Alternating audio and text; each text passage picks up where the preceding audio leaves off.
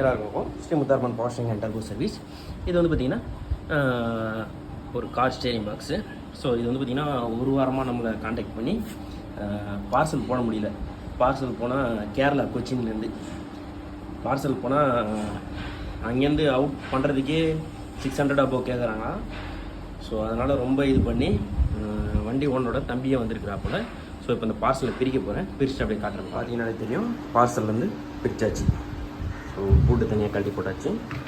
So இப்போ வந்து right side பூட்டு கழட்டிருக்கு. ஸோ லெஃப்ட் சைடு கழட்டணும். ஸோ ஓட்டர் இருக்குது லெஃப்ட் சைடு பார்த்தீங்கன்னாலே தெரியும். ஸோ இப்போ பாக்ஸ் பிரிக்கணும். பிரிச்சுட்டு அப்படியே காட்டுறேன். பார்த்தீங்கன்னாலே தெரியும் இந்த டாட்டா சஃபாரி கம்ப்ளீட்டாக பிரிச்சாச்சு. ஸோ பின்னு ஸோ எல்லாமே இருக்குது. ஸோ ரேக் பார்த்தீங்கன்னாலே தெரியும். ரைட் சைடு வந்து பார்த்திங்கன்னா நமக்கு வாட்டர் என்ட்ரி ஸ்கோரிங் ஆகிருக்கு. ஸோ இது பிரச்சனை இல்லை, ஆனால் இதுவும் நீட்டாக பாலிஷ் பண்ணிடலாம்.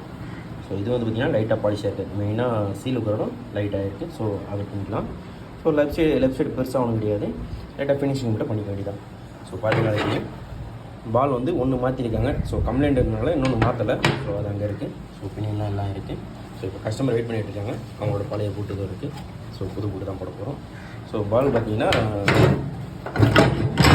ரெண்டு பால் பார்த்தீங்கன்னா எந்த அளவுக்கு ஃப்ரீயாக நான் கையிலேயே ஷேக் பண்ணுற மாதிரி இருக்குது பார்த்தீங்களா. ஸோ இதெல்லாம் வந்து கம்ப்ளீட்டாக லோட் பண்ணி கொடுத்துருங்க.